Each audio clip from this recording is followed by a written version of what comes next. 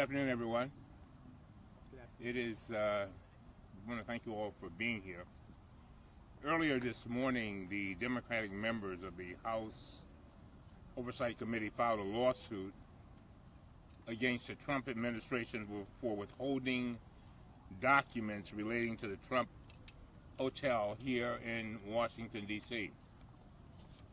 The Trump administration has refused all of our requests for documents about the Trump Hotel for the better part of this year. They've refused to provide basic documents about the hotel's ongoing operations, foreign payments to the hotel, or the reversal of GSA's legal position that President Trump could not be a party to the lease as an elected official. We filed our complaint today in federal district court here in Washington, D.C. under a federal law known as the 7-member statute. This law is specific to the Oversight Committee in the House of Representatives. It provides that any 7 members of our committee may seek documents from a federal agency, and that agency, and I quote, shall produce them, that is, the documents. This is indeed a unique law. It is not merely a regulation or rule, but it is a federal statute. It was passed by both houses of Congress and signed by the President in 1928. It does not apply to any other committee in the House. It does not matter whether the members are Democrats or Republicans, and it is mandatory for the federal agency to comply. Let me make one thing clear about this authority. We sent a previous request under the same statute to the Obama administration, and they fully complied. But now that Donald Trump has been sworn in as President of the United States, his administration has reversed this legal position and refuses to recognize our authority under this 1928 statute. They will not provide the documents, simply refuse to provide them. Under the previous administration, this exact same agency, GSA, explicitly recognized our authority under this exact same statute, the 7-member statute. And they produced documents on this exact same issue, the Trump Hotel. But all that stopped suddenly on January 20th of this year. This is one thing, and one thing only, that has changed in this case. President Trump is now sitting in the Oval Office, and it is his hotel. We regret that we have to go to court, we really do, to obtain these basic documents which are clearly within our committee's jurisdiction. We would not be here if Chairman Gowdy and his Republican colleagues would simply do their jobs and join us. They have refused to join us in requesting these documents about the Trump Hotel. All Congressman Chavis and our former chairman ever requested was a copy of the lease, but nothing about the operation or its enforcement. In my opinion, House Republicans are aiding and abetting President Trump's ongoing abuses. Republicans are essentially walling off President Trump from credible congressional oversight, which is our job, which we are sworn to do. They have refused to subpoena the White House for Michael Flynn's Russia contacts. They have refused to subpoena the White House for documents about the use of private email by the president's top aides. They have refused to request even a single report about Jared Kushner and Ivanka Trump, the fact that they relocated or reported to have relocated their email accounts to the Trump organization after they took senior positions at the White House and after our committee told them not to do so. Asked them not to do so. Reportedly, they then relocate them to the Trump organization run by the Trump brothers. In this specific case, the lease for the hotel explicitly prohibits, and I quote, elected official of the government of the United States from taking or sharing in any benefit that, quote, may arise from the lease. Yet, President Trump refused to divest his financial interests in the hotel before he was sworn in, as both Republican and Democratic experts recommended. He continues to serve as both the landlord and he's also the tenant. And he has the power to hire and fire the head of the agency responsible for administering the lease. We have no transparency, no ability to check for ongoing conflicts of interest or unconstitutional foreign payments. Let me conclude by saying this. The lawsuit is not just about a hotel in Washington, D.C. This is about the president defying a federal statute and denying our ability as members of Congress to fulfill our constitutional duty to serve as a check on the executive branch. We're simply better than that. We're a better nation than that. We are better. Our nation was founded on the proposition that our leader should never use the office of the presidency to enrich himself financially. Our Constitution was drafted to explicitly prohibit the president from accepting foreign payments without consent of Congress, which he does not have. This hotel is not just a building with Donald Trump's name on it. It is a glaring symbol of the Trump administration's lack of accountability and a daily reminder of the refusal of Republicans in Congress to do their job to help us hold them accountable. This may be standard operating procedure in foreign countries, but not here, not in America. And now it gives me great pleasure to introduce my colleague. And I want to thank all my colleagues who are joining in on this suit. And I introduce them my colleague, Ms. Maloney from New York. Thank you very much. Thank you, Mr. Chairman, and thank you to all my colleagues. I've been on this committee since I first came to Congress, and I know how important our oversight authority is. And that's what makes this administration's total disregard of our responsibilities on the committee, why it's so disturbing to all of us. The seven-member rule is a federal statute.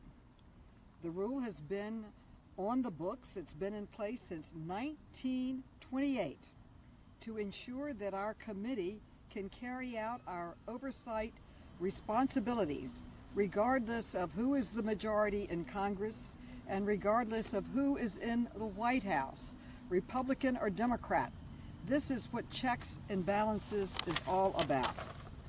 The GSA insists on stonewalling our legal and legitimate requests for documents, and we are determined to fight them on this, and that is why we are going to court. I am proud to stand with my colleagues. We are united and determined to make sure that our committee fulfills its oversight duties to the American people. Given everything that's going on under this Trump administration, we need this law more than ever. Thank you. Now we'll hear from Ms. Norton. Thank you very much. The Trump Hotel sits on federal land. We're here to demand federal oversight. This is a priceless property that was a historic post office, vastly undervalued. I sponsored the bill to allow the GSA to rehabilitate this property, and it was signed by President Obama in 2008. It required the GSA to compete the property to produce the highest value for the federal government. The Trump organization won the lease in a fair competition, and the reason they were able to win it is because the GSA required the developer to agree to put millions of dollars into the building in order to maintain its historic authenticity, which in itself is very important, is very expensive, and adds to the cost of rehabilitation. The point of this hotel, as far as the federal government is concerned, and remember who owns the land, is to raise revenue for the federal government. Our committee is obligated to do oversight to ensure that the Trump organization lives up to its contract in all its particulars. So far, the Republicans have blocked the committee from doing the required oversight. Oversight now is being provided solely by litigation. The District of Columbia has sued the Trump organization under the section of the lease that says no elected official of the government of the United States shall be admitted any share or part of this case or any benefit that may arise therefrom. In short, you can't benefit from the receipts to the government of this hotel if you have any interest in the hotel. The District of Columbia has sued under the acceptance of presents, which is another word for emoluments, to the Trump organization, and alleged that competitive injury is being felt by the Washington Convention Center, the D.C. Army, and the Carnegie Library, where the District of Columbia competes to hold events with the Trump Hotel. Next, you will hear from my colleague from Massachusetts, Representative Lynch. Thank you. Thank you. Steve Lynch from the 8th Congressional District in Massachusetts. I want to thank Ranking Member Cummings for his leadership and all of my colleagues here standing up for the general public in getting as much information as we can. Mind you, the President was cautioned early on in the transition period for his administration that he could possibly venture outside the law if he chose to operate and improperly profit from a hotel down the street from the White House under a federal lease. This is not complicated stuff. The administration was forewarned a year ago that we would be looking at this. And now the administration is blocking the oversight function of Congress. And truthfully, it really shouldn't be this difficult. We are looking for reassurances that the President is operating within the law. This is our job. We're looking for the truth, not the Republican truth or the Democratic truth. We're looking for the simple truth. Congress has a lot of other things that we could be doing right now. But this case reflects an important principle that we think cannot be ignored. And that is simply that the President of the United States is not above the law. He is not above the law. And even though this may be a real estate deal, it is still embodied and supported by statute. It's federal property. So I want to thank my colleagues for insisting that the law be followed. And again, I join my Democratic colleagues in asking our Republican colleagues to step up and do their job. Thank you. Now we'll hear from my colleague from North Virginia, Gerry Connolly. Thank you all for coming out here today, and thank you, Elijah Cummings, for organizing all of us. Look, this isn't some petty dispute between Democrats and Republicans or between our committee and the White House. The Republic of the United States stands at a perilous moment. Are we a nation of laws or not? Does accountability go all the way to the top, or does it stop there? We are the committee of jurisdiction that holds the chief executive accountable. By law, we have a right, not a privilege, when 7 of us sign a request to get the documents in question. The White House is thumbing its nose at that law, not just that request. No republic can withstand that kind of challenge, that kind of impunity of ignoring the laws of the land. We have reason to be concerned about conflicts of interest. The Trump empire is a far-flung empire. He has interests in Turkey. Does that affect his relationship with President Erdogan? He has interest in the Philippines. Does that affect relationships with the authoritarian Duterte, their president? But closer to home, surely, we can ascertain whether the conflicts are real or illusory. Whether we have reason to be concerned that especially foreign influences are trying to buy favor by renting rooms, conference rooms, events at that hotel, which is federal property.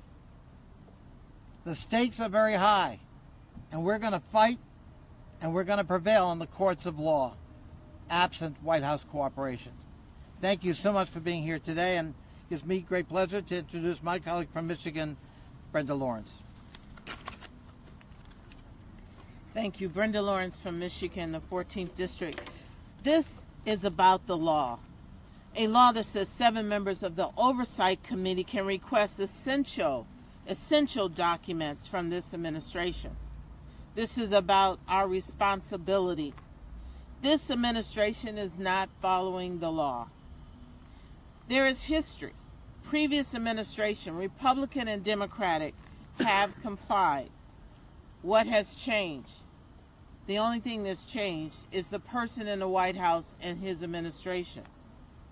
This administration will not answer our questions or our requests. You know, we don't know how much money, when I say money, it's our taxpayers, how much of their money may be going to the Trump organization. We also don't know what federal agencies are doing to comply with the laws and the regulations of our great country. To do the job that America sent us to Congress to do, we must know what is happening in our country according to our jurisdiction, and this administration must. It's not optional. They must release the documents. It's unfortunate that we're standing here today in a lawsuit to get our administration, who are sworn in to serve and protect this great country, and they're being obstructionists. I join my colleagues, and we will continue to stand for the taxpayers of America and for the people of this great country. At this time, I'm proud to bring forward my colleague, Bonnie Watson-Coleman from New Jersey.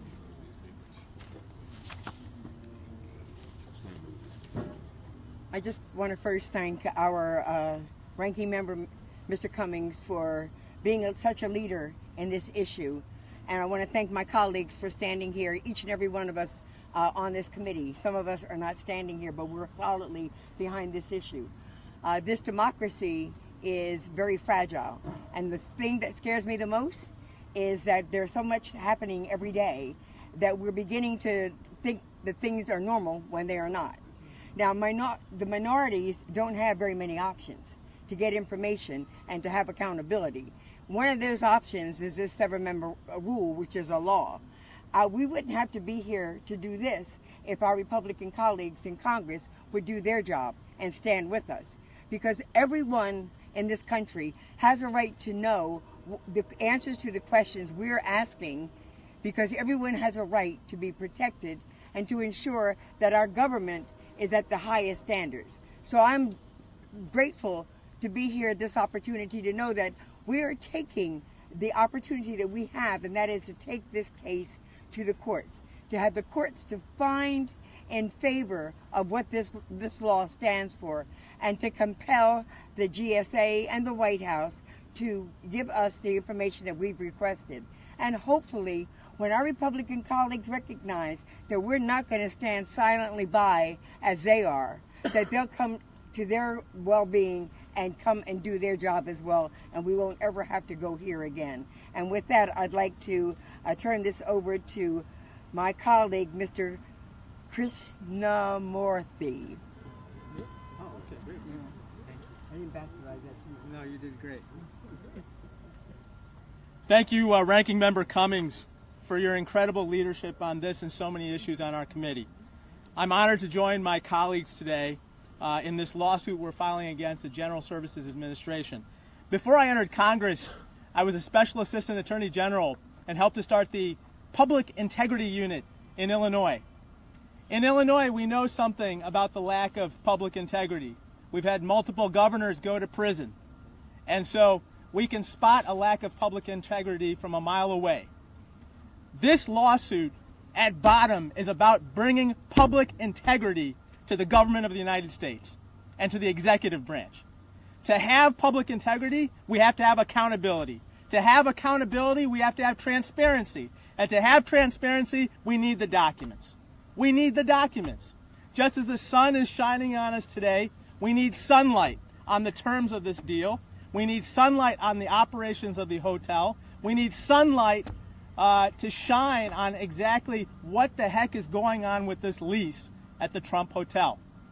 So with that, I want to say thank you for your attention to this incredibly important matter.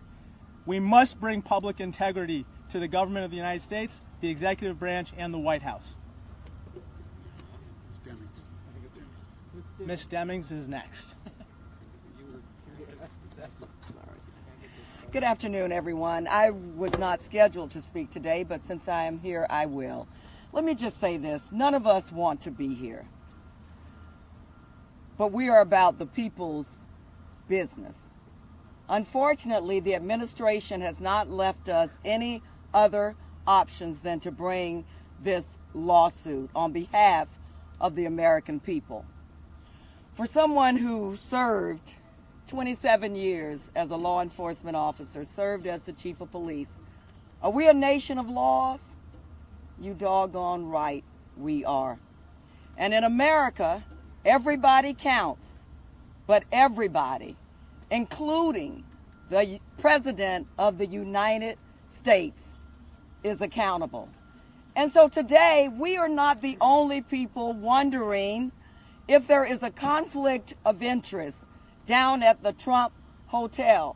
We believe that the majority of the American people are wondering and concerned about the conflict. And so today we are doing what we were sent to Washington, D.C. to do, and that is to hold everybody accountable and to provide the oversight that you demand from us in this country. And so I am glad to stand with my colleagues today. I'm certainly proud to see us doing our job, and I pray that my Republican colleagues will join us. Thank you so very much. Thank you, Mr. Cummings. I'm Jamie Raskin from the 8th District of Maryland. We are here to announce our lawsuit, whose aim is to get to the bottom of serious allegations of corruption at an important new Washington landmark, the Trump Hotel, which I call the Washington Emolument. We have two serious questions of legal substance to get to the bottom to, and one very important question of process. The first question of legal substance is whether the President Trump and his administration are in violation of Article 1, Section 9, Clause 8 of the Constitution, the Emoluments Clause, which forbids the collection of payments from foreign governments to the President.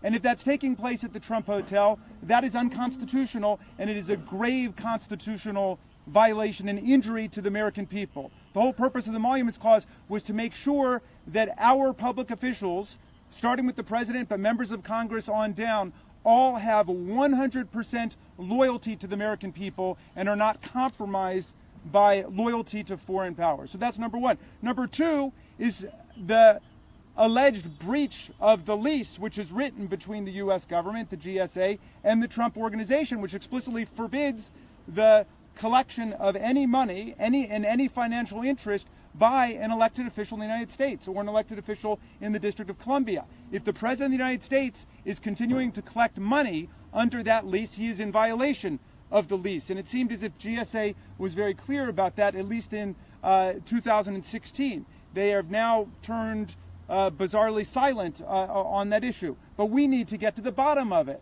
That's our job. Now, in order to get to that, we need to collect the documents.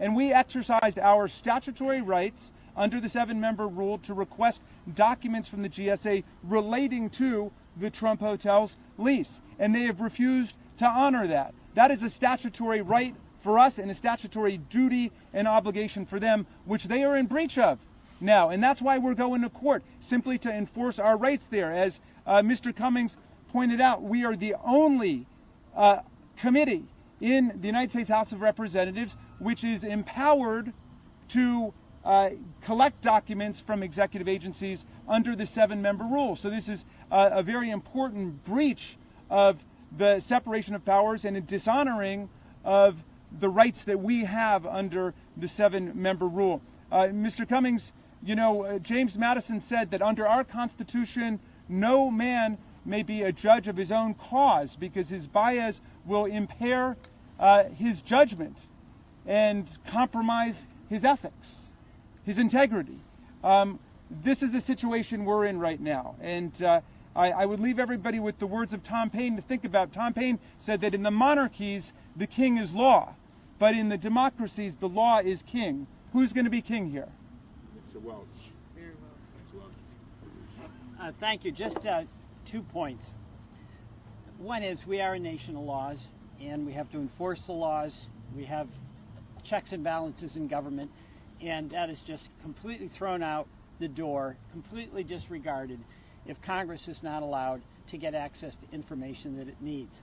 Second, it's kind of an astonishing fact that President Trump, billionaire that he brags about being, wants to make a little extra money selling $40 martinis and $100 steaks at Trump Tower. And folks who go there and pay that price for those drinks and that price for those steaks, a lot of them are trying to edge up and get close to the president. That's just obvious, and we don't even need an investigation to know how that works. But what we do know and need to get the facts on is that money is being made and that lease is in violation of the GSA regulations. So let's get to the bottom of this question and find out what's in it for President Trump. Thank you. That's okay, Mr. Welch. I'm Congressman Mark Tassonier from Northern California. I just want to tell you how proud I am to stand here with my colleagues under the principled and tenacious leadership of Elijah Cummings.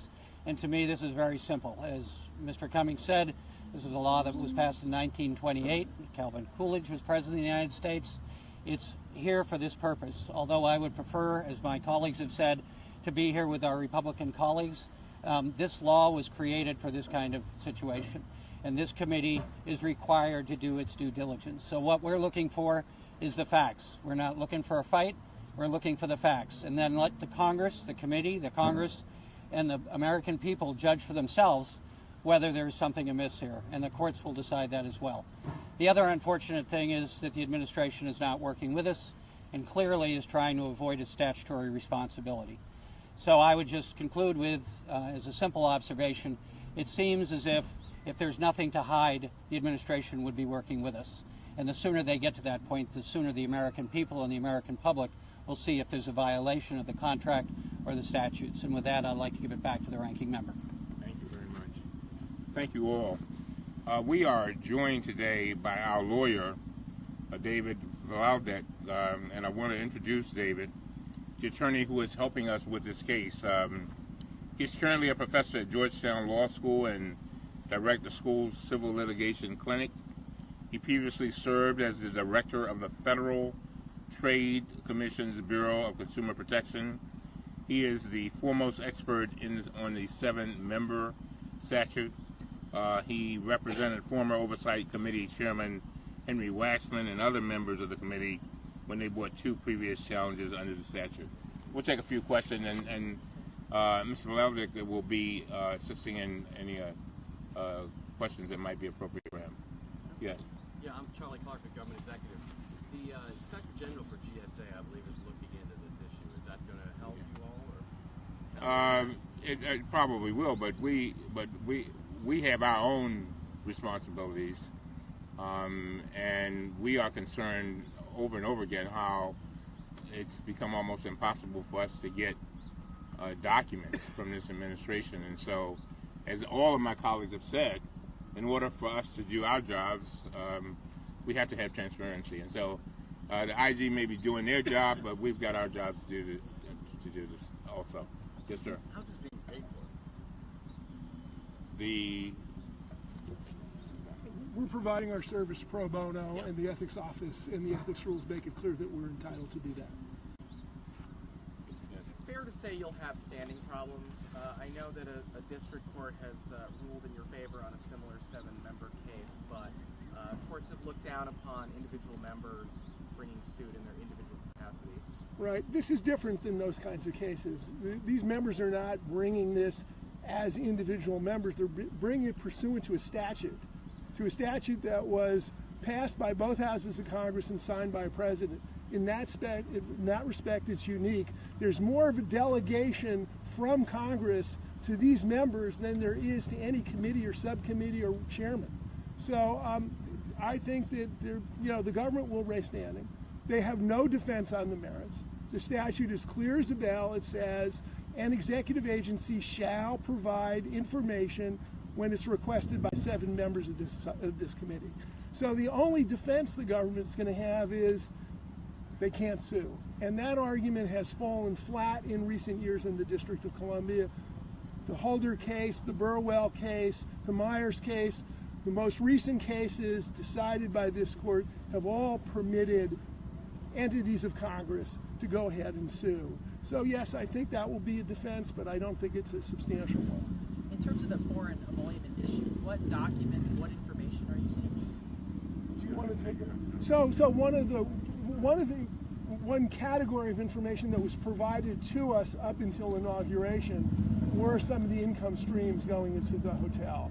And so we hope that we will be able to figure out what percentage of the revenues that are going into the Trump Hotel are based on, the French embassy or whatever, some other foreign government renting out space, holding events, doing other business with the Trump Hotel. We're also interested in knowing why the reversal with regard to GSA. We have a lease that says that an elected official can't be a part of this, and I think President Trump is an elected official, but he's a part of it, and then they seem to reverse and say that he still could get the benefits from this hotel. So we want to see, if there's a paper trail there or an email trail or whatever, we want to see all of those things to see what happened here. Again, we have to have transparency. There's another thing that is very important. We don't want agencies just to feel that they can just, when Congress asks for documents to do our job, that they can just say, oh, to hell with you. We have to stand up and do what we are sworn to do.